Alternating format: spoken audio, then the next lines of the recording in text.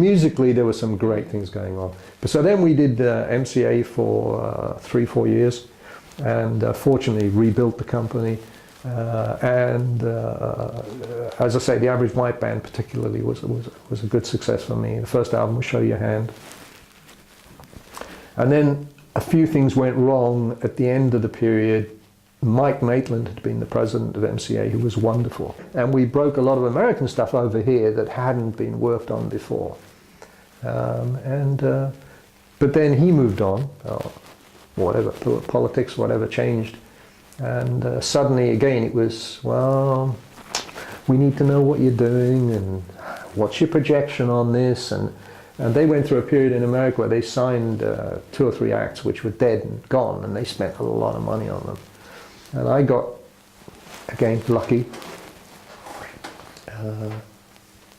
Jeff Wayne came in to see me one day, and he'd been working with an act called Vigrass and Osborne, Gary Osborne, and we were doing stuff with that. And I said, "What else are you up to?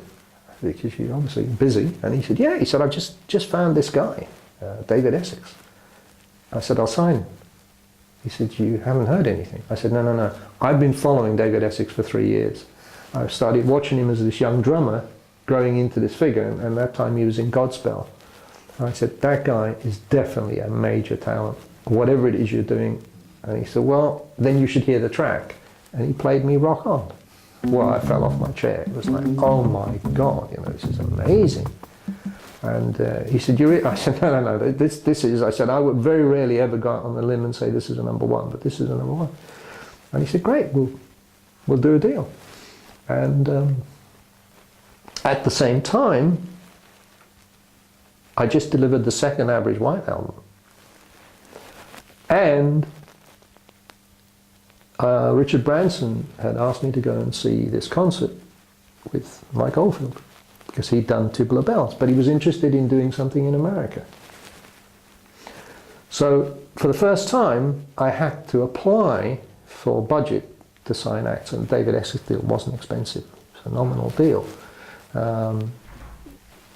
They turned down the second Average White Band album. They just said, no, we don't get it. The first one is not really, and the second one, what's the point of having 6 white kids from Dundee playing black music? We got loads of this stuff, and it was selling everywhere but America.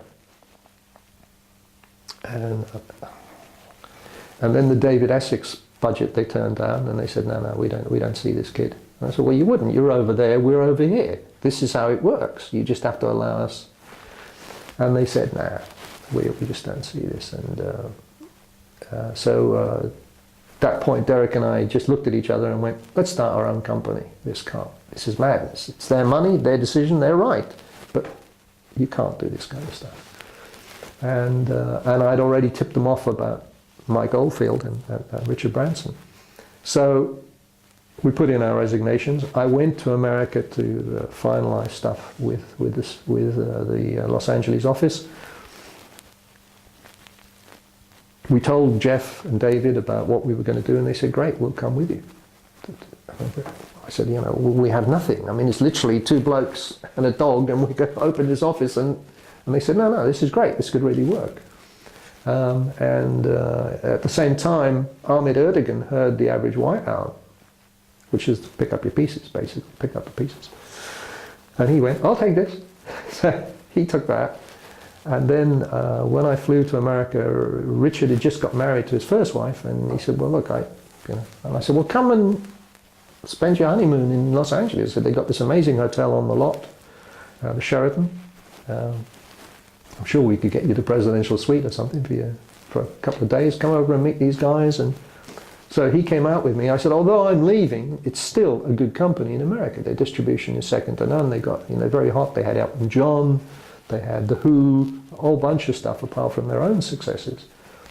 So they were very good at handling English stuff. And his wife and myself flew out. I went in, I took him in the company the first day, and I said, look, this is going to be one of the most exciting things you'll ever get involved with. Played the record, everybody, this is great. And I took photographs of him and Artie Mogul shaking hands on the deal by the pool. Richard had never been to America. It was just like, And while we were there, by the way, I said to him on the second day, I said, I'm going to show you a record shop. You think you're in the record business? Come with me. And I drove him down to Tower Records on Sunset. And he went into the shop and went, oh my God, it was a megastore. And he came back and, you know, turned his shops into megastores. But, and then the third day, so he'd cancelled all his appointments with A&M and Atlantic and everybody because he's got a deal. And then I think it was the third day or the fourth day, Artie called us in and they all sat around with the accounts people and everybody, and they all said, if this record had lyrics on it, it'd be a smash. So as an A&R man, usually you maybe sign one major act a year, if you're lucky, maybe one every 3 or 4 years. I've been very lucky. I usually tended to get involved with one a year. But to have the potential to be involved with the Average White Band, David Essex and Tubular Bells all in a couple of month period, and see a bunch of Americans go, nah. You just think, oh, you know. So then Derek and I started Gull Records.